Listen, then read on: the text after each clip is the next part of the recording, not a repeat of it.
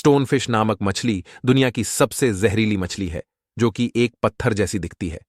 अगर आप एक सुनहरी मछली को अंधेरे कमरे में रखते हैं तो वह सफेद हो जाएगी। पृथ्वी का सबसे बड़ा जानवर जिराफ पृथ्वी का सबसे कम समय तक सोने वाला जानवर है, जो 24 घंटों में सिर्फ 30 मिनट से 1 घंटे तक ही सोता है। पाच्चू एक ऐसी मछली है जिसके दांत बिल्कुल किसी इंसान की तरह लगते हैं। कबूतर के पंखों का वजन उनकी हड्डियों से ज्यादा होता है। हमें ऐसी एक वीडियो बनाने में बहुत मेहनत लगती है, तो हो सके अपने इस भाई का हौसला बढ़ाने के लिए वीडियो को लाइक करें और चैनल को सब्सक्राइब करें।